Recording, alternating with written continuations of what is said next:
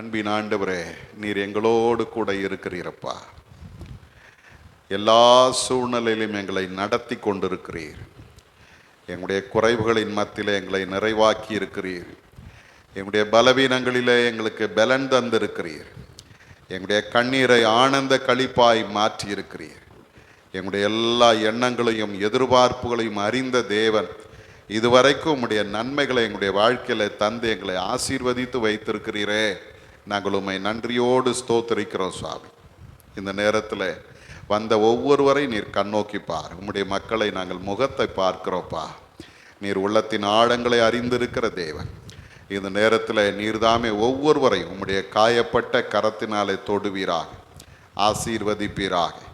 கர்த்தருடைய பாதத்தில் நாங்கள் அமர்ந்திருக்கிற இந்த ஒரு சில நிமிடங்கள் எங்களுடைய வாழ்க்கையில் ஆண்டவரே எங்களுடைய துக்கங்களை மறந்து, எங்களுடைய வேதனைகளை மறந்து, எங்களுக்கு சமாதானத்தை தருகிற, நம்பிக்கையை தருகிற அந்த ஆண்டுடைய பாதத்தில் நாங்கள் அமர்ந்து இருக்கிற அந்த பெரிய பாக்கியத்துக்காக ஸ்தோத்திரம். ஆசீர்வதியும். இந்த நேரத்தில் நாங்களுடைய வார்த்தைகளை தியானிக்கும் பொழுது ஆண்டவர் எங்களோடு கூட நீர் இடைபடும்படியாய் ஜபிக்கிறோம் ஐயா. எல்லா தடைகளை மாற்றுங்க, கிருபையை தாரும், சமாதானத்தினால் நிரப்பும். இயேசுவின் மூலம் ஜபிக்கிறோம் எங்கள் நல்ல பிதாவே, ஆமேன். பரமண்டலங்களில் இருக்கிற எங்கள் பிதாவே, உம்முடைய நாமம் பரிசுத்தப்படுவதாக, உம்முடைய ராஜ்யம் வருவதாக, உம்முடைய சித்தம் பரமண்டலங்களில் செய்யப்படுவது போல பூமியிலும் செய்யப்படுவதாக. அன்றுள்ள ஆகாரத்தை எங்களுக்கு தாரும். எங்களுக்கு விரோதமாய் குற்றம் செய்கிறவர்களுக்கு நாங்கள் மன்னிக்கிறது போல எங்கள் குற்றங்களை எங்களுக்கு மன்னியும். எங்களை சோதனைக்கு பிரவேசிக்க பண்ணாமல் தீமையை ரட்சித்துக் கொள்ளும். ராஜ்யமும் வல்லமையும் மகிமையும் என்றென்றைக்கும் முடிவுகளே. ஆமேன், ஆமேன்.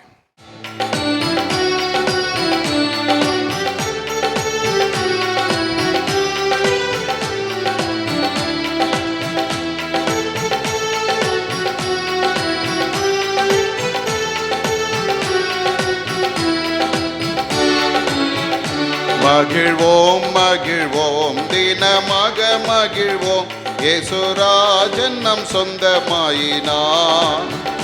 மகிழ்வோம் மகிழ்வோம் தினமாக மகிழ்வோம், இயேசுராஜன் நம் சொந்தமாயினார். இந்த பார்தலத்தின் சொந்தக்காரர் அவர், எந்த உள்ளத்தில் சொந்தமானார்.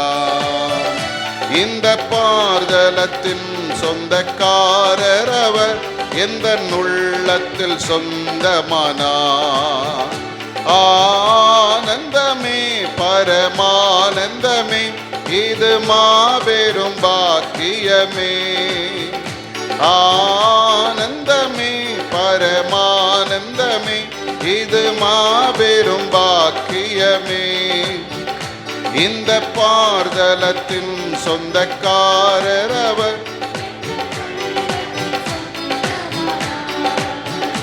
இந்த பார்தலத்தின் சொந்தக்காரர் அவர், எந்த உள்ளத்தில் சொந்தமானார்.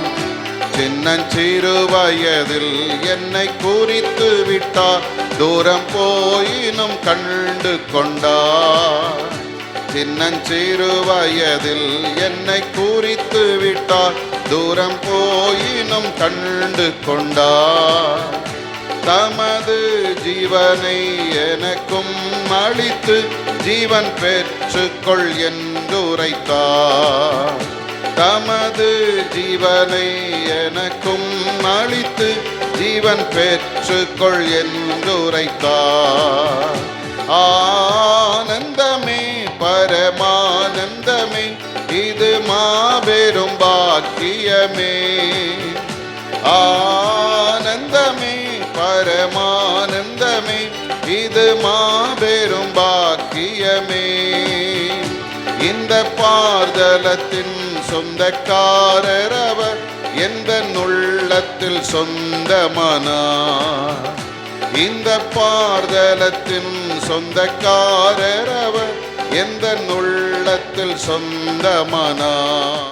நாம் நீண்ட வண்ணமாகவே முறையாக வாசிக்க தெரிந்து கொண்ட வேத பகுதி சங்கீதங்களின் புஸ்தகம் 74ஆம் சங்கீதத்தை நாம் முறையாக வாசிக்கலாம். சங்கீதம் 74.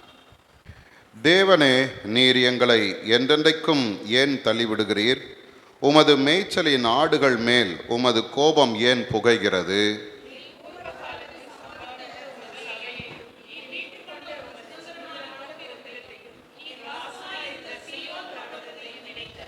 நெடுங்காலமாய் பாழாய் கிடக்கிற ஸ்தலங்களில் உம்முடைய பாதங்களை எழுந்தருள பண்ணும். பரிசுத்த ஸ்தலத்திலே சத்துரு அனைத்தையும் கெடுத்து போட்டான்.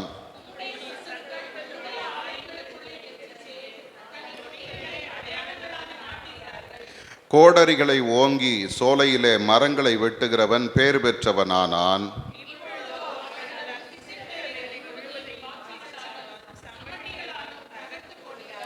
உமது பரிசுத்த ஸ்தலத்தை அக்கினிக்கு இரையாக்கி உமது நாமத்தின் வாசஸ்தலத்தை தரை மட்டும் இடித்து அசுத்தப்படுத்தினார்கள்.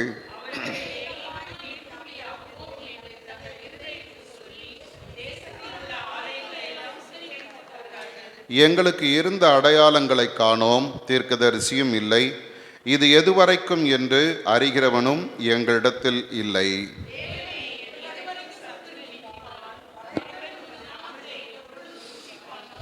உமது வலது கரத்தை ஏன் முடக்கி கொள்ளுகிறீர்? அதை உமது மடியிலிருந்து எடுத்து ஓங்கி நிர்மூலமாக்கும்.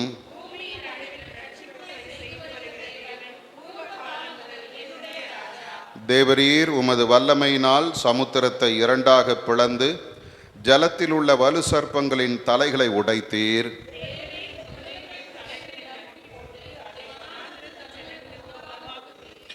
ஊற்றையும் ஆற்றையும் பிளந்து விட்டீர், மகா நதிகளையும் வற்றி போக பண்ணினீர்.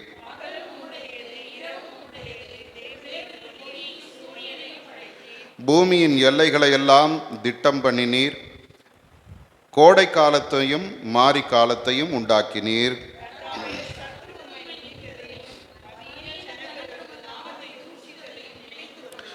உமது காட்டுப்புறாவின் ஆத்துமாவை துஷ்டருடைய கூட்டத்திற்கு ஒப்புக்கொடாதையும் உமது ஏழைகளின் கூட்டத்தை என்றைக்கும் மறவாதையும்.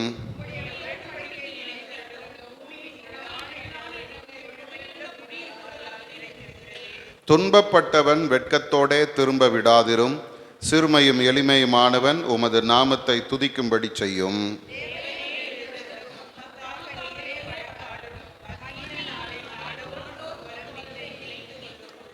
இருபத்தி 3வது வசனத்தை சேர்ந்து வாசிப்போம். உம்முடைய சத்துருக்களின் ஆரவாரத்தை மறவாதையும் உமக்கு விரோதமாய் எழும்புகிறவர்களின் அமளி எப்போதும் அதிகரிக்கிறது. பிதாவுக்கும் குமாரனுக்கும் பரிசுத்தாவிக்கும் மகிமை உண்டாவதாக, ஆதியிலும் இப்பொழுதும் எப்பொழுதுமான சதா ஆமென். நாம் நின்ற வண்ணமாகவே சற்று நேரம் கர்த்தரை நாம் துதித்து ஆராதித்து ஆண்டவருடைய வார்த்தைக்கு நாம் கடந்து செல்வோம். இந்த அருமையான இந்த நாளிலும் ஆண்டவருடைய சமூகத்தில் நாம் வந்து அவரை நோக்கி பார்க்கும்படி கர்த்தர் நமக்கு தந்திருக்கிற இந்த உன்னதமான கிருபைக்காக நாம் எல்லாரும் கொஞ்ச நேரம் ஆண்டவரை நன்றியோடு ஸ்தோத்தரிப்போமா. எல்லாரும் வாய் திறந்து கர்த்தரை துதிங்க. ஹல்லேலூயா. வேதம் சொல்லுகிறது போல நாம் கர்த்தரை மகிமைப்படுத்தும்படி இந்த இடத்துல வந்திருக்கிறோம். இந்த ஜனத்தை எனக்கென்று ஏற்படுத்தினேன், இவர்கள் என் துதியை சொல்லி வருவார்கள் என்ற ஆண்டவருடைய வார்த்தையின்படியே நாம் ஆண்டவரை துதிக்கும்படியாக அவருடைய நாமத்தை உயர்த்தும்படியாக கர்த்தர் நம்மை தெரிந்தெடுத்திருக்கிறாரே, அதற்காக ஆண்டவரை நன்றியோடு ஸ்தோத்தரிப்போம். ஹல்லேலூயா. ஆண்டவரே உமக்கு ஸ்தோத்திரம் அப்பா, ஸ்தோத்திரம் அப்பா, ஸ்தோத்திரம் ஆண்டவரே. உம்மை துதிக்கிறோம் ஆண்டவரே, உம்மை போற்றுகிறோம் ஆண்டவரே, உம்மை புகழுகிறோம் ஆண்டவரே, உம்மை நாங்கள் மகிமைப்படுத்துகிறோம் ஆண்டவரே. நீர் நல்லவரும் நன்மை செய்கிற தேவனாக எங்களோடு கூட இருந்து எங்களை நடத்தி வருகிறீரே, உமக்கு நன்றி அப்பா. ஹல்லேலூயா, ஹல்லேலூயா. வானங்களும் வானாதி வானங்களும் கொள்ளாத மகா பெரிய தேவன் நீர் எங்களை நினைத்திருக்கிறீர் ஆண்டவரே, எங்களை விசாரிக்கிறவராய் இருக்கிறீரப்பா. எப்போது எங்களோடு கூட இருந்து எங்களை நடத்துகிறவராய் இருக்கிறீரே, நாங்கள் உம்மை நன்றியோடு ஸ்தோத்திரிக்கிறோம். ஹல்லேலூயா, ஹல்லேலூயா, ஹல்லேலூயா. ஆண்டவர் இம்மட்டும் நமக்கு செய்த எல்லா உதவிகளுக்காக ஒத்தாசைகளுக்காக ஆண்டவரை நன்றியோடு ஸ்தோத்தரிப்போம். ஹல்லேலூயா.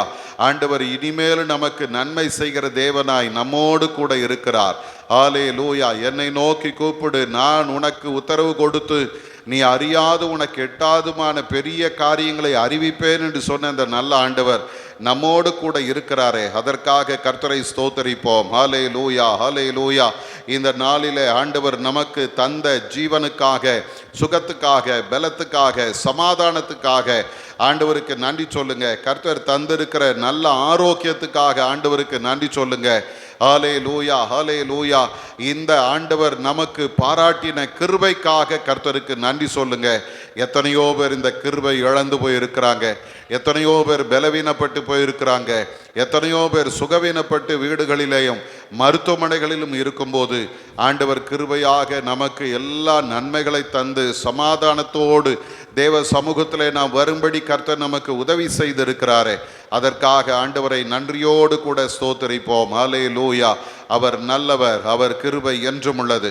இந்த அருமையான இந்த நேரத்தில் ஆண்டவருடைய திரு சமூகத்தில் ஒரு விசை நம்மை தாழ்த்துவோம், அர்ப்பணிப்போம். ஆண்டவரே, உம்மை இல்லாமல் எனக்கு வேற கதி இல்லப்பா. எல்லாரும் வாய்த்திருந்து ஆண்டவருடைய சமூகத்தில் நம்மை முழுமையாய் ஒப்பு கொடுப்போம். நீர்தான் ஆண்டவரே என்னுடைய நம்பிக்கை, நீர்தான் ஆண்டவரே என்னுடைய துருகம், நீர்தான் ஆண்டவரே என்னுடைய கேடகம், என்னுடைய கண்மலை நீர்தானப்பா. எல்லாரும் ஆண்டவருடைய சமூகத்தில் நம்மை முற்றிலுமாக அர்ப்பணிப்போம். நம்மை பலப்படுத்துகிற, நம்மை ஆசீர்வதிக்கிற, நமக்கு நன்மை செய்கிற ஒரு ஆண்டவர் நம்மோடு கூட இருக்கிறார். அவர் நல்லவர், அவர் கிருபை என்றும் உள்ளது. தண்ணீர்கள் கடக்கும் போது என்னோடு இருக்கின்றீர், அக்கினியில் நடக்கும் போது கூடவே வருகின்றீர். தண்ணீர்கள் கடக்கும் போது என்னோடு இருக்கின்றீர், அக்கினியில் நடக்கும் போது கூடவே வருகின்றீர். மூழ்கி போவதில்லை, நான் எரிந்து போவதில்லை, மூழ்கி போவதில்லை, நான் எரிந்து போவதில்லை. தண்ணீர்கள் கடக்கும் போது என்னோடு இருக்கின்றீர், அக்கினியில் நடக்கும் போது கூடவே வருகின்றீர். மூழ்கி போவதில்லை, நான் எரிந்து போவதில்லை, மூழ்கி போவதில்லை, நான் எரிந்து போவதில்லை, மூழ்கி போவதில்லை, நான் எரிந்து போவதில்லை, மூழ்கி போவதில்லை, நான் எரிந்து போவதில்லை. என் மேல் அன்பு கூர்ந்து எனக்காய் இரத்தம் சிந்தி, என் மேல் அன்பு கூர்ந்து எனக்காய் இரத்தம் சிந்தி, என் பாவம் கழுவி விட்டீரே, எனக்கு விடுதலை தந்து விட்டீரே. சொல்லுவோமா? என் பாவம் கழுவி விட்டீரே, எனக்கு விடுதலை தந்து விட்டீரே. நன்றி ஐயா, நன்றி ஐயா, நன்றி ஐயா, நன்றி ஐயா. தண்ணீர்கள் கடக்கும் போது என்னோடு இருக்கின்றீர், அக்கினியில் நடக்கும் போது கூடவே வருகின்றீர். தண்ணீர்கள் கடக்கும் போது என்னோடு இருக்கின்றீர், அக்கினியில் நடக்கும் போது கூடவே வருகின்றீர். மூழ்கி போவதில்லை, நான் எரிந்து போவதில்லை, மூழ்கி போவதில்லை, நான் எரிந்து போவதில்லை. உமது பார்வையிலே விலையேற பெற்றவன் நான், உமது பார்வையிலே விலையேற பெற்றவள் நான், மதிப்புக்கு உரியவன் நானே. இன்று மகிழ்வுடன் நடனமாடுவே, மதிப்புக்கு உரியவன் நானே. இன்று மகிழ்வுடன் நடனமாடுவே. நன்றி ஐயா. எல்லாரும் ஆண்டவரை பார்த்து சொல்லுங்க, நன்றி ஆண்டவரே, நன்றி ஐயா. தண்ணீர்கள் கடக்கும் போது என்னோடு இருக்கின்றீர், அக்கினியில் நடக்கும் போது கூடவே வருகின்றீர். தண்ணீர்கள் கடக்கும் போது என்னோடு இருக்கின்றீர், அக்கினியில் நடக்கும் போது கூடவே வருகின்றீர். மூழ்கி போவதில்லை, நான் எரிந்து போவதில்லை, மூழ்கி போவதில்லை, நான் எரிந்து போவதில்லை. உமது பார்வையில் உமது விலையேற பெற்றவன் நான். உமது பார்வையிலே விலையேற பெற்றவன் நான்.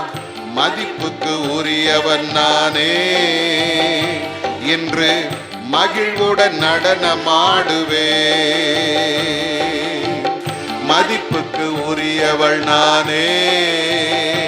இன்று மகிழ்வுடன் நடனமாடுவே.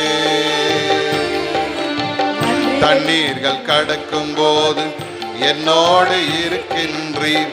அக்கினியில் நடக்கும் போது கூடவே வருகின்றீர். தண்ணீர்கள் அல்லேலூயா. ஆண்டவர் நம்மோடு கூட இருக்கிறார். எல்லா சூழ்நிலையிலும் நம்மை நடத்தி வந்தவரே நன்றியோடு துதிப்போமா. நான் எரிந்து போவதில்லை, மூழ்கி போவதில்லை, நான் எரிந்து போவதில்லை. பாலைவன வாழ்க்கையிலே பாதைகள் காண செய்தீர். பாலைவன வாழ்க்கையிலே பாதைகள் காண செய்தீர். ஆறுகள் ஓடச் செய்தீரே. தினம் பாடி மகிழச் செய்தீரே. எல்லாரும் சொல்லுங்க, ஆண்டவரே என்னுடைய வறண்ட வாழ்க்கையிலும் ஆறுகளை ஓடச் செய்து நாங்கள் பாடி மகிழச் செய்தீரேப்பா. நன்றி ஐயா, நன்றி ஐயா, நன்றி ஐயா, நன்றி ஐயா, நன்றி ஐயா, நன்றி ஐயா, நன்றி ஐயா, நன்றி ஐயா, நன்றி ஐயா. தண்ணீர்கள் கடக்கும் போது அக்கினியில் நடக்கும் போது கூடவே வருகின்றீர். தண்ணீர்கள் கடக்கும் போது என்னோடு இருக்கின்றீர். அக்கினியில் நடக்கும் போது கூடவே வருகின்றீர். மூழ்கி போவதில்லை, நான் எரிந்து போவதில்லை. அல்லேலூயா. எல்லாரும் நம்பிக்கையோட சொல்லுங்க, ஆண்டவரே நான் மூழ்கி போக மாட்டேன். ஆண்டவரே மூழ்கி போவதில்லை, நான் எரிந்து போவதில்லை. மூழ்கி போவதில்லை, நான் எரிந்து போவதில்லை. பெற்ற தாய் தனது பிள்ளையை மறந்தாலும், பெற்ற தாய் தனது பிள்ளையை மறந்தாலும் நீர் என்னை மறப்பதில்லையே. உமது உள்ளங்கையில் வரைந்து வைத்துள்ளீ. நீர் என்னை மறப்பதில்லையே. உமது உள்ளங்கையில் பொறித்து வைத்துள்ளீ.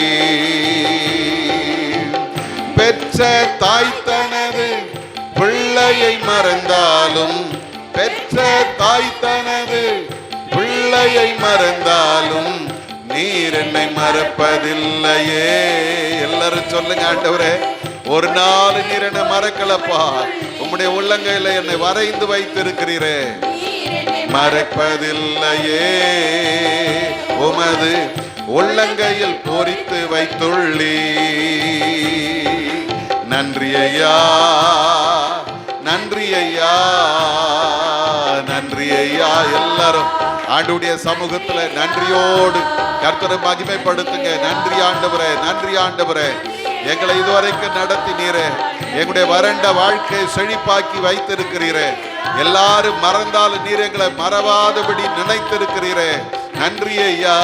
கரங்களை உயர்த்தி நன்றி ஐயா, நன்றி ஐயா, நன்றி ஐயா, நன்றி ஐயா. உமது பார்வையிலே விலையேற பெற்றவன் நான். உமது பார்வையிலே விலையேற பெற்றவன் நான். மதிப்புக்கு உரியவன் நானே. இன்று மகிழ்வுடன் நடனமாடுவே. எல்லாரும் சொல்லுங்க, ஆண்டவரே நீர் என்னை உயர்த்தி வைத்திருக்கிறீரப்பா. அல்லேலூயா. இன்று மகிழ்வுடன் நடனமாடுவேன். திரும்ப ஒரு விசை. உமது பார்வையிலே விலையேற பெற்றவன் நான். உமது பார்வையிலே விலையேற பெற்றவன் நான். மதிப்புக்கு உரியவன் நானே. இன்று மகிழ்வுடன் நடனமாடுவே. அல்லேலூயா. மதிப்புக்கு உரியவன் நானே. நீங்களும் நானும் ஆண்டவருடைய பார்வையில விலையேற பெற்றவர்கள். நன்றி ஆண்டவரே, நன்றி ஐயா, நன்றி ஐயா. அல்லேலூயா. நம்ம எவ்வளவு மேன்மையானவர்கள் என்பதை உணர்ந்து ஆண்டவருக்கு நன்றி சொல்லுங்க. நன்றி அப்பா, நன்றி அப்பா.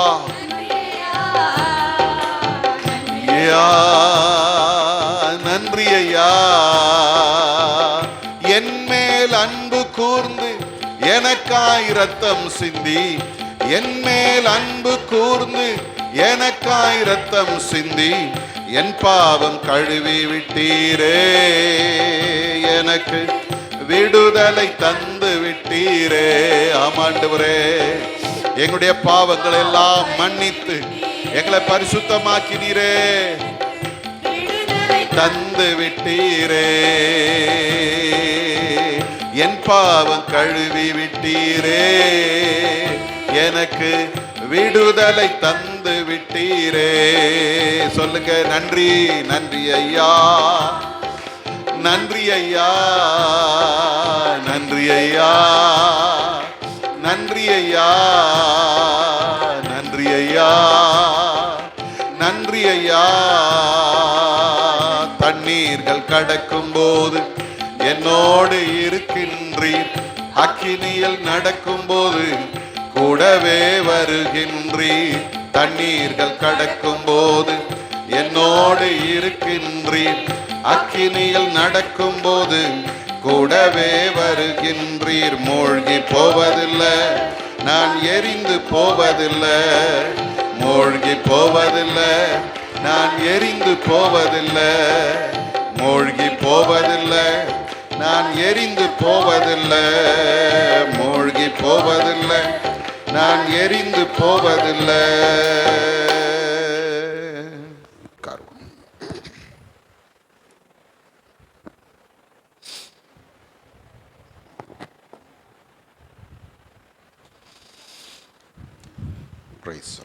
அல்லேலூயா. இந்த அருமையான நேரத்திலும் உங்கள் யாவரையும் ஆண்டவராகிய இயேசு கிறிஸ்துவின் இனிதான நாமத்தினாலே வாழ்த்துகிறேன், வரவேற்கிறேன். ஆண்டவர் தாமே இந்த நாளுக்கும் இந்த நேரத்திற்கும் உரிய எல்லா ஆசீர்வாதங்களினாலும் உங்களை நிறைத்து வழி நடத்துவாராக. அருமையானவர்களே, இந்த நாளிலும் நாம் சிந்திக்கும்படியாக தெரிந்து கொண்ட வேத பகுதி எபிரேயரின் புத்தகம் 6ஆம் அதிகாரத்தில் 16வது வசனத்திலிருந்து 20வது வசனம் வரைக்கும் நாம் ஆண்டவருடைய வார்த்தையை சிந்திக்க போகிறோம். அருமையானவர்களே, இந்த பகுதியில் நாம் சிந்திக்க இருக்கிற இந்த தியானத்தினுடைய தலைப்பு நமக்காக தேவனிடத்திலே சென்ற இயேசு என்கிற தலைப்பிலே நாம் சிந்திக்க இருக்கிறோம். நமக்காக தேவனிடம் சென்ற இயேசு. இந்த பகுதியிலே நேற்று தினத்திலே நாம் பார்க்கும்போது ஆண்டவர் வாக்கு பண்ணுகிறார். அந்த வாக்குத்தத்தத்திலே தன்னுடைய பெயரிலே அவர் ஆணையிட்டார் என்று சொல்லி நாம் பார்த்தோம். அந்த ஆணையிட்ட ஆண்டவருடைய அந்த வாக்குத்தத்தத்தை சுதந்தரித்து கொள்ள இந்த ஆபிரகாமை போல நாமும் என்ன செய்ய வேண்டுமா? அவரிலே பொறுமையோடு இருந்து, நீடிய பொறுமையோடு இருந்து அந்த ஆசீர்வாதத்தை நாம் பெற்றுக்கொள்ள வேண்டும் என்று சொல்லி நேற்று தினத்திலே நாம் சிந்தித்தோம்.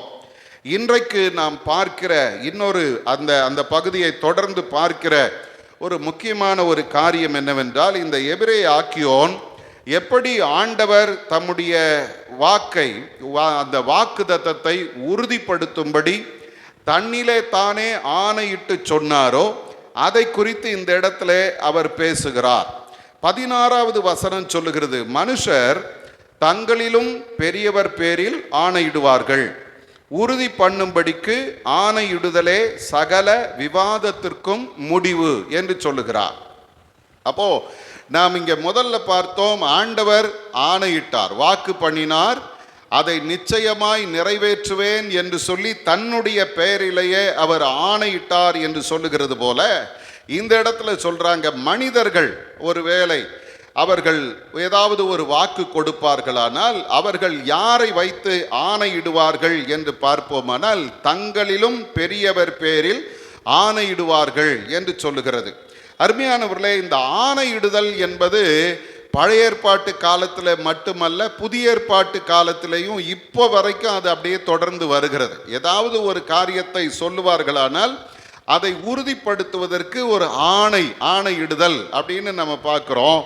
அந்த ஆணையிடுதல் என்கிற வார்த்தைக்கு இன்னொரு வார்த்தை சொல்கிறாங்க. அது என்ன அப்படின்னா, ஒன்று ப்ராமிஸ், ரெண்டாவது அட்டஸ்டேஷன் அப்படின்னு சொல்கிறாங்க. இப்போ நம்ம கவர்மெண்ட்டில் ஏதோ ஒரு டாக்குமெண்ட்டை ப்ரொடியூஸ் பண்ணும்போது அந்த டாக்குமெண்ட்டு நம்ம கையிலேருந்து தான் கொடுப்போம். அது உண்மையான டாக்குமெண்ட்டாக தான் இருக்கும். ஆனால் அவங்க என்ன சொல்லுவாங்க தெரியுமா, ஏதாவது ஒரு கசடட் ஆஃபீஸர்கிட்ட போயிட்டு கையெழுத்துட்டு வாங்கிட்டு வாங்க அப்படின்வாங்க. அது எதுக்காக அப்படின்னா, இது உண்மை, இது பொய் அல்ல, நான் இதை ஆராய்ந்து பார்த்தேன், இதில் எந்த குறையும் கிடையாது அப்படின்னு அவங்க அட்டஸ்ட் பண்ணுவாங்க. அதே போலத்தான் நம்ம என்ன பண்ணுறோம், ஒருத்தருக்கு வாக்குறுதி கொடுக்கும்போது வாக்குறுதி கொடுக்கும்போது நம்மை விட பெரிய ஆள் யாரோ ஒருத்தரை பேரை சொல்லி அவருக்கு தெரியுங்க என்ன, நான் சொன்னால் அது அப்படியே நடக்குங்க அப்படின்னு சொல்லி ஒரு வார்த்தையை நம்ம அங்கே பயன்படுத்துவோம். அதே போல தான் இந்த இடத்துல நாம் பார்ப்போமானால் ஆண்டவர் தன்னுடைய பேரில் ஆணையிட்டது போல மனிதன் என்ன செய்கிறான், கடவுள் பேரில் ஆணையிடுகிறான். நீங்கள் வேதத்தை வாசி பார்த்தீங்கன்னா 1 சாமுவேல் 14ஆம் அதிகாரத்தில் 39வது வசனத்தில் நாம் பார்க்கும்போது அங்கே ஒரு சம்பவம் நடக்கிறது. பெலிஸ்தருக்கு எதிராக இஸ்ரவேல் ஜனங்கள் யுத்தம் பண்ண போனார்கள். அந்த யுத்தத்தை நடத்துவது கொஞ்சம் கஷ்டமாக இருந்துச்சு, என்ன செய்யறதுன்னு தெரியல. சவுல் என்ன பண்ணுறாரு, ஒரு இடத்துல உட்கார்ந்து அவர் ஆலோசனை பண்ணிக்கிட்டே இருக்கிறாரு. ஆனால் 6வது வசனத்திலே நாம் பார்க்கும்போது யோனத்தான் என்ன பண்ணிட்டான், முன்னால் போய் தன் ஆயுததாரியோடு சேர்ந்து போய் அந்த எதிரிகளோடு யுத்தம் பண்ணினான். பெரிய கலவரம் நடக்குது. அந்த கலவரம் நடக்கிற நேரத்தில் அதுக்கு முன்னால் இந்த சவுல் என்ன பண்ணுறாருன்னா, யாரும் இன்னைக்கு சாப்பிடக்கூடாது அப்படின்னு சொல்லி அவர் ஆணையிட்டார். அந்த ஆணையை யோனத்தானுக்கு தெரியாது. ஆகவே அவன் என்ன செய்தானா, வர்ற வழியில் அவன் ரொம்ப டயர்டாக இருந்ததுனால தன்னுடைய கோலை நீட்டி ஒரு தேன் கூட்டை எடுத்து அதை சாப்பிட்டான்.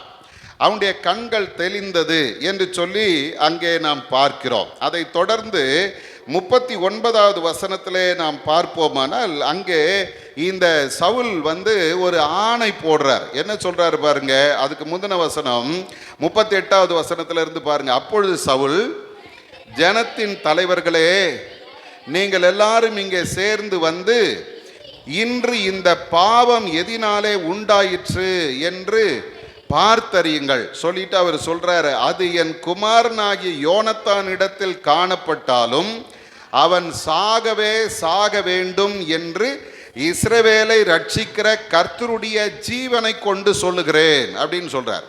அப்போ அவர் சொன்ன வார்த்தை நிச்சயமாக நிறைவேற வேண்டும் என்பதற்காக அவர் என்ன பண்றாருன்னா, கர்த்தருடைய ஜீவனை கொண்டு சொல்லுகிறேன்னு சொல்றார். அதே நேரம் ஜனங்க இப்போ என்ன பண்ணுறாங்கன்னா, எல்லாவற்றையும் பார்க்குறாங்க. இந்த யோனத்தான் மேலே சீட்டு விடுது, யோனத்தான் கொலை செய்யப்பட வேண்டும் என்று சொல்லும்போது இப்போ ஜனங்க ராஜாவுக்கு சொல்கிறாங்க. 45வது வசனத்தை பாருங்க. ஜனங்களோ சவுலை நோக்கி, இஸ்ரவேலிலே இந்த பெரிய ரட்சிப்பை செய்த யோனத்தான் கொலை செய்யப்படலாமா? அது கூடாது. அவன் தலையில் இருக்கிற ஒரு மயிரும் தலையிலே விழப்போகிறது இல்லை என்று கர்த்தருடைய ஜீவனை கொண்டு ஆணையிட்டு சொல்லுகிறோம் அப்படின்னு. ராஜாவும் யார் பேர்ல தான் ஆணையிட்டாரு? கர்த்தர் பேர்ல ஆணையிட்டார்.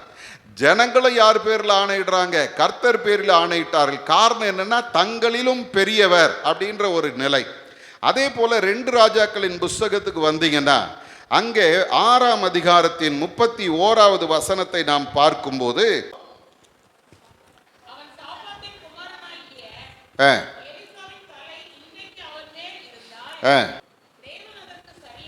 தேவன் அதற்கு சரியாகவும் அதற்கு அதிகமாகவும் எனக்கு செய்ய கடவர் என்று சொல்லி அந்த சமாரியாவின் ராஜா சொல்றார். பஞ்சம் மிகுந்து போச்சு.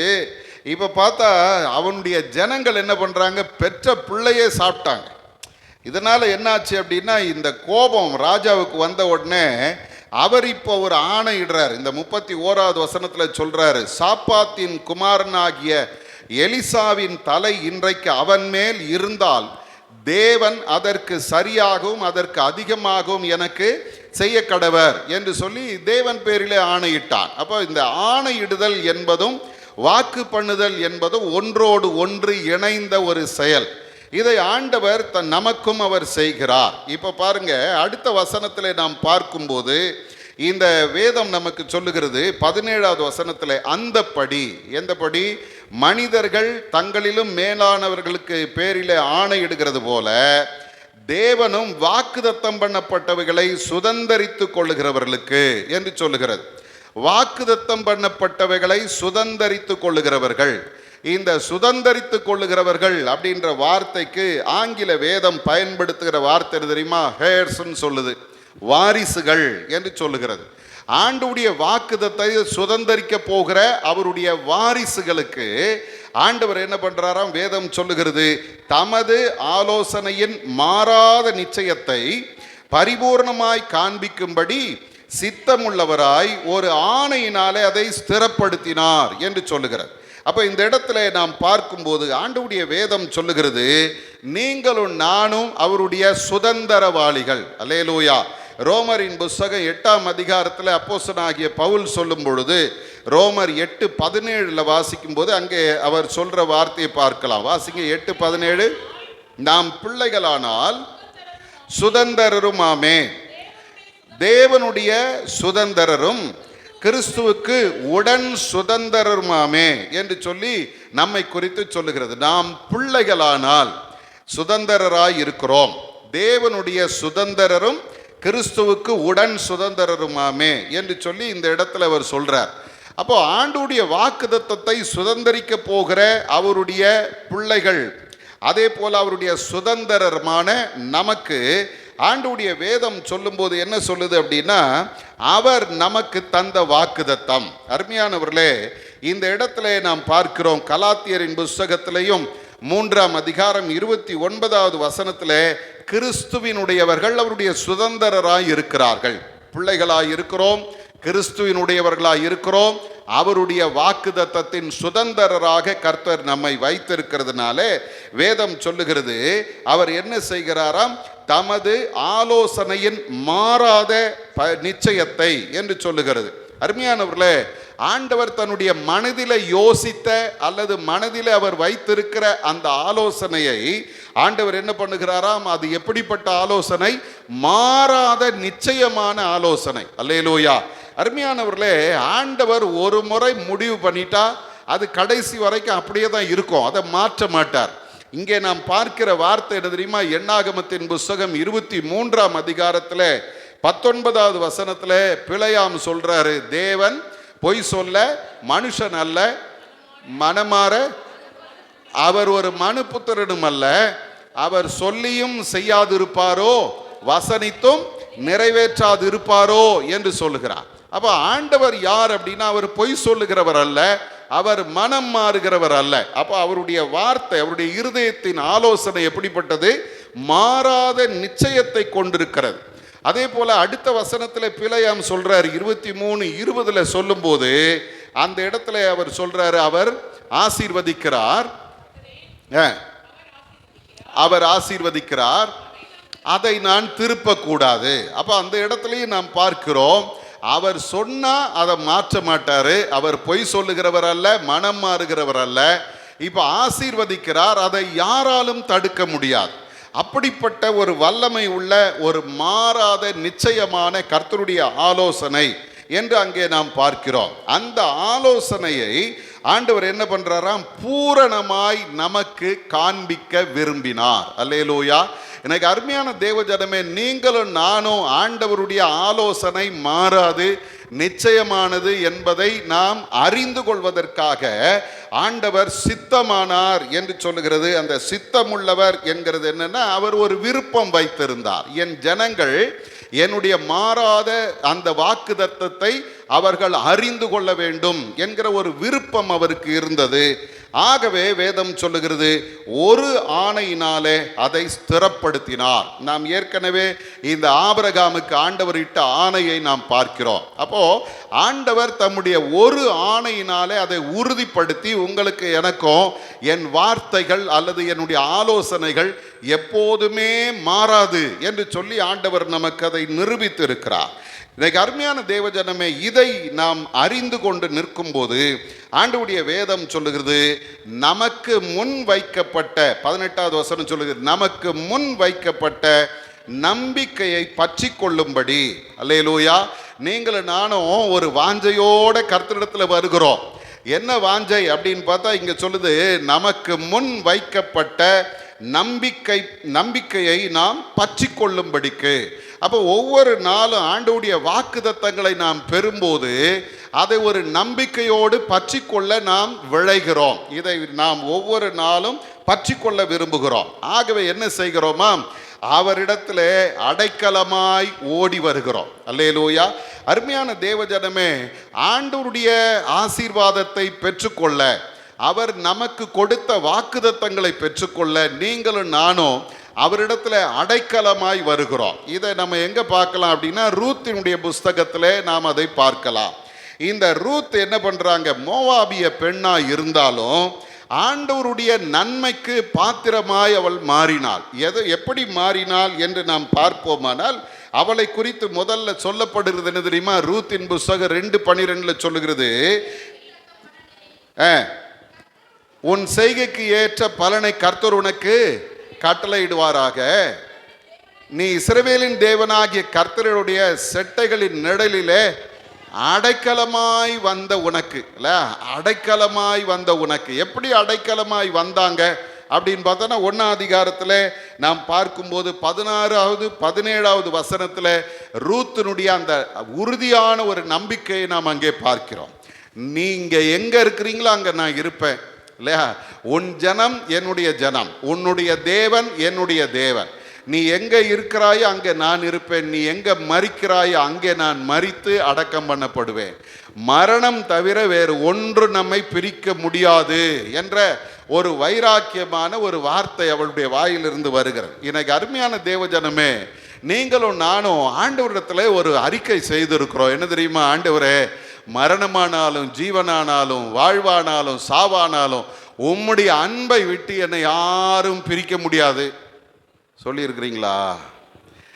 பவுல் சொல்றார் இல்ல, பவுல் சொல்றார், எதுவும் என்னை பிரிக்க மாட்டாது அப்படின்னு சொல்லி அவருடைய பட்சத்தில் அடைக்கலமாய் ஓடி வந்த நமக்கு 2 மாறாத விசேஷங்களை ஆண்டவர் நமக்கு தந்திருக்கிறார். அல்லேலூயா.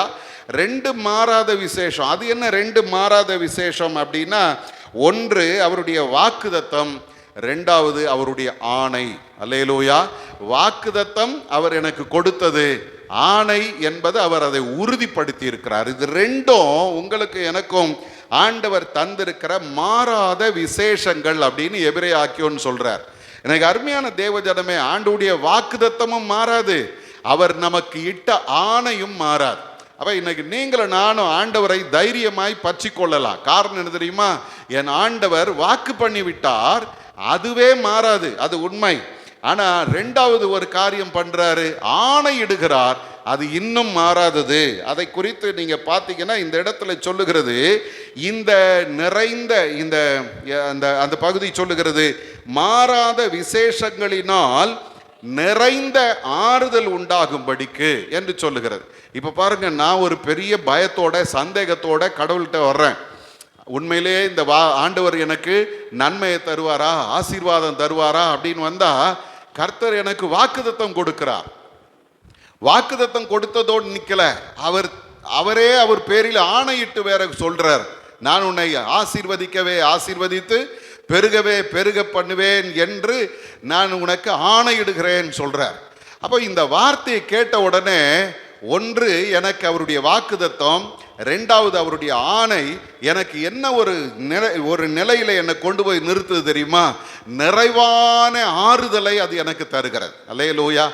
இது போதுங்க, இந்த வார்த்தை போதும் ஆண்டவரே, நீங்க சொல்லிட்டீங்க, இந்த வார்த்தை என் வாழ்க்கையில என்றைக்குமே மாறாது என்கிற அந்த நிறைந்த ஆறுதலை அந்த வார்த்தை நமக்கு தருகிறது.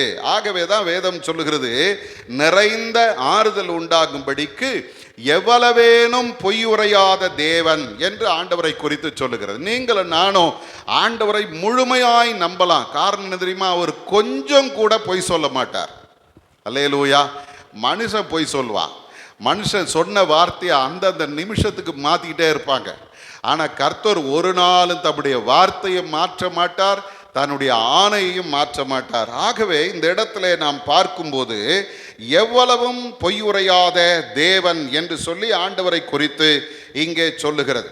அருமையானவர்களே, 19வது வசனத்துக்கு வந்தீங்கன்னா, இந்த நம்பிக்கை, அந்த நம்பிக்கை எந்த நம்பிக்கை?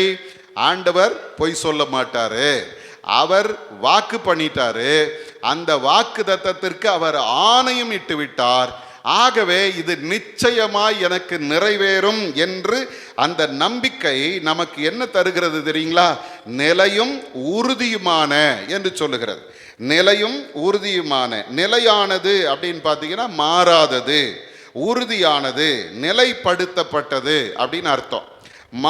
உறுதியானது அப்படின்னா நிச்சயமானது, பாதுகாப்பானது, அசைக்க முடியாது என்று ஒரு அர்த்தம். இது ரெண்டுமே ஆண்டவருடைய வாக்குத்தத்தத்தை சொல்லுகிறது. ஆண்டவர் தந்த வாக்குத்தத்தம் நிலையானது, உறுதியானது. இந்த சூழ்நிலையில தான் வேதம் சொல்லுகிறது, இது என்ன செய்கிறதா? கர்த்தருடைய வாக்குத்தத்தம் எங்க இருந்து வருது தெரியுமா? திரைக்குள்ளே போகிறதுமான ஆத்தும நங்கூரம் என்று சொல்லுகிறது. அப்போ இந்த இடத்துல நாம் பார்க்கிறோம், இப்ப திரும்ப இவர் என்ன பண்றாருன்னா, பிரதான ஆசாரியின் இடத்துல போறார். ஒவ்வொரு முறையும் இந்த பிரதான ஆசாரியன் திரைக்குள்ள போய் ஆண்டுடைய சமூகத்தில் தன் ஜனங்களுடைய நன்மைக்காக, அவர்களுடைய பாவ மன்னிப்புக்காக, ஆசீர்வாதத்துக்காக பிரதான ஆசாரியன் என்ன பண்றான்? திரைக்குள்ள நுழைந்து அங்கே அவன் விண்ணப்பம் பண்ணுகிறான்.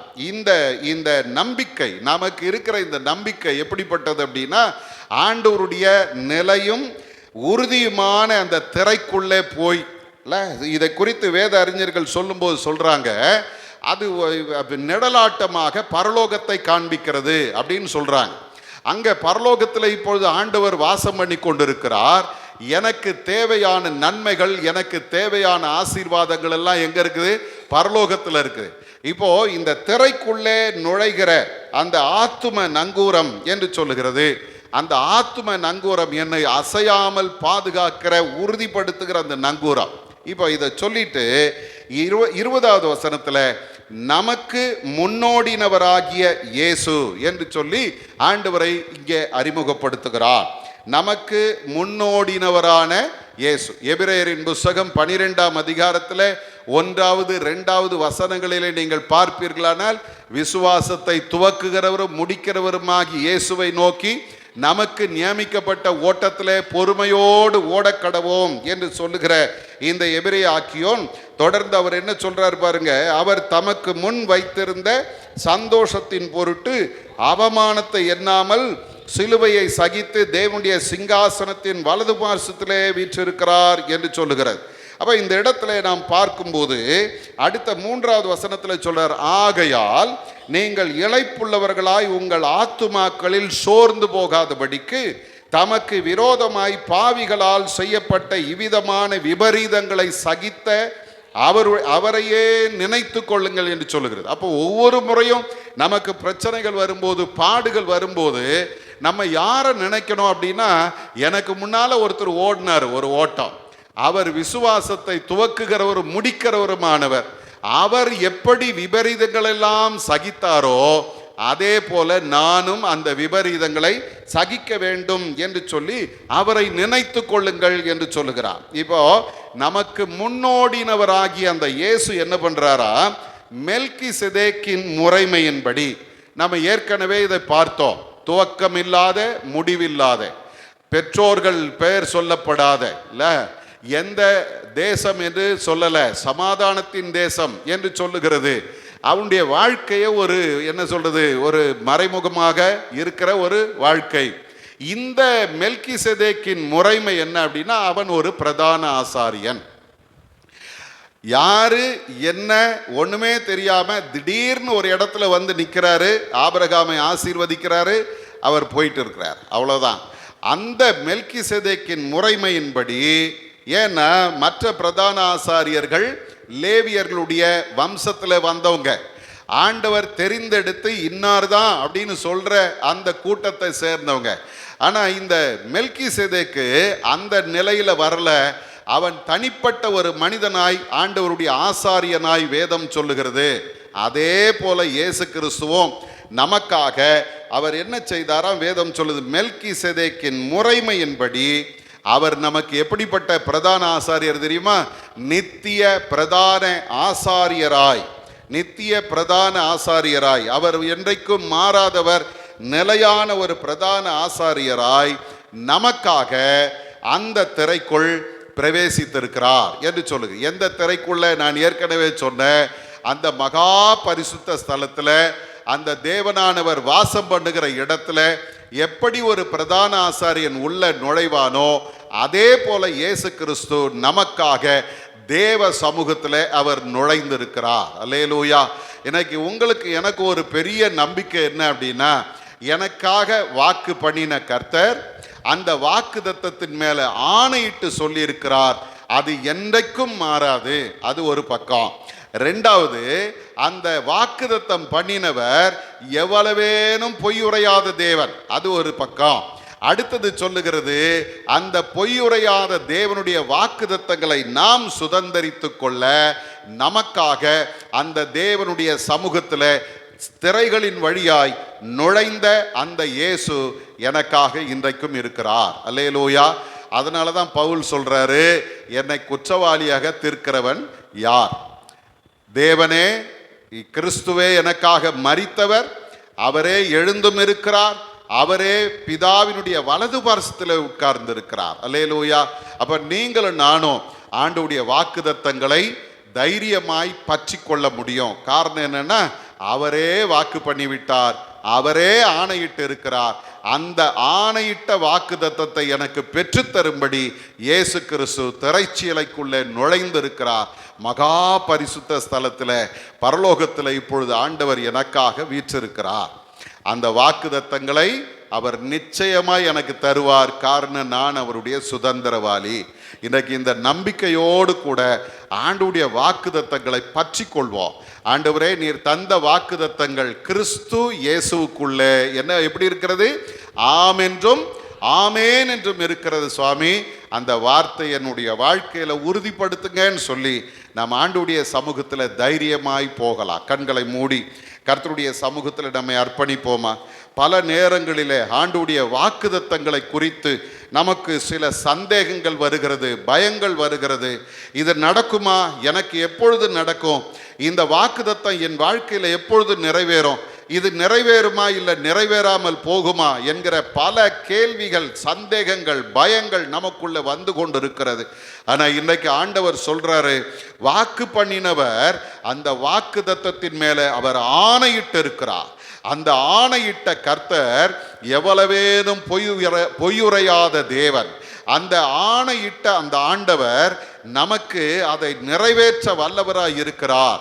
அவர் எப்படி அந்த மெல்கிசேதேக்கு தேவனுடைய பிரதான ஆசாரியனாய் நுழைந்தானோ, அதே போல இயேசு கிறிஸ்துவும் நம்முடைய பிரதான ஆசாரியராய் தேவ சமூகத்தில் நமக்காக நுழைந்திருக்கிறார். அந்த நம்பிக்கை நமக்கு வந்தால் நிச்சயமாய் நாம் அந்த வாக்குத்தத்தங்களை நம்முடைய வாழ்க்கையில் சுதந்தரித்து கொள்ள முடியும். ஆண்டவரே, எனக்கு அந்த நம்பிக்கையை தாங்க. எனக்காக எனக்கு முன் ஓடின இயேசு கிறிஸ்து எனக்காக தேவ சமூகத்தில் நுழைந்திருக்கிறார். அவர் நிச்சயமாய் எனக்கு அந்த வாக்குத்தத்தத்தை பெற்று தருவார் என்கிற அந்த நம்பிக்கை நமக்கு வரணும். ஆண்டவருடைய சமூகத்தில் நம்மை ஒப்பு கொடுப்போமா? தகப்பனே, உம்முடைய வாக்குத்தத்தங்களை குறித்த சந்தேகங்களை எல்லாம் என்னை விட்டு எடுத்து போடுங்கப்பா. இந்த வாக்குத்தத்தங்கள் என் வாழ்க்கையில் நிறைவேறுவதற்கு இன்னும் அதிகமாய் உம்மை நாங்கள் விசுவாசிக்க நம்ப எங்களுக்கு உதவி செய்யும் என்று ஆண்டவருடைய கரத்தில் நம்மை அர்ப்பணிப்போம். அன்பின் பரலோக பிதாவே, இந்த அருமையான நேரத்தில் அப்பா, நீர் எங்களுக்காக தந்த வாக்குத்தத்தங்கள் ஒவ்வொன்றுக்காக நாங்கள் உமக்கு நன்றி சொல்லுகிறோம். இது வெறும் வாக்குத்தத்தங்கள் அல்ல, இது உம்முடைய நாமத்தினாலே உறுதிப்படுத்தப்பட்ட ஆணையிடப்பட்ட வாக்குத்தத்தங்கள். இந்த வாக்குத்தத்தங்கள் ஒவ்வொன்றும் எங்களுடைய வாழ்க்கையில நிச்சயமாய் நிறைவேறும் என்பதை நாங்கள் நம்புகிறோம். அந்த வாக்குத்தத்தங்களுக்கு நாங்கள் சுதந்திரவாளிகள் என்பதையும் நாங்கள் நம்புகிறோம் ஆண்டவரே. ஆகவே இந்த நேரத்தில் ஆணையிட்ட அந்த ஆண்டவர் எங்களுக்கு இந்த வார்த்தைகளை உறுதிப்படுத்துகிறதுக்காக ஸ்தோத்திரம். உம்முடைய வாக்குத்தத்தங்கள் நிலையானதும் உறுதியானதுமான, அந்த திரைக்குள்ளே நுழைகிறதுமான ஆத்தும நங்கூரமாய் எங்களுக்கு இருக்கிறதப்பா. இந்த நேரத்தில் உம்முடைய வார்த்தைகளை அப்படியே நாங்கள் பற்றி கொண்டு நிற்கிறோம். இந்த வாக்குத்தத்தங்களை பெற்று தருவதற்காக எங்களுக்காக திரைக்குள்ளே நுழைந்த இயேசு கிறிஸ்துவுக்காக நாங்கள் உம்மை துதிக்கிறோம். அந்த இயேசுவானவர் எங்களுக்காக உம்மிடத்தில் பரிந்து பேசி கொண்டிருக்கிறதை நினைத்து நாங்கள் உமக்கு நன்றி சொல்லுகிறோம். நிச்சயமாகவே உம்முடைய வாக்குத்தத்தங்கள் எங்களுடைய வாழ்க்கையில் நிறைவேறப் போகிறது என்பதை நாங்கள் உறுதியாய் நம்பி உம்மை மகிமைப்படுத்துகிறோம் ஆண்டவரே. தொடர்ந்து நீர் எங்களை நடத்தும், உம்முடைய அற்புதங்களை நாங்கள் காணட்டும். உம்முடைய வாக்குத்தத்தங்கள் எங்களுடைய வாழ்க்கையில் நிறைவேறுவதை நாங்கள் காண எங்களுக்கு உதவி செய்யும். இயேசுவின் மூலம் ஜெபிக்கிறோம் எங்கள் நல்ல பிதாவே, ஆமேன்.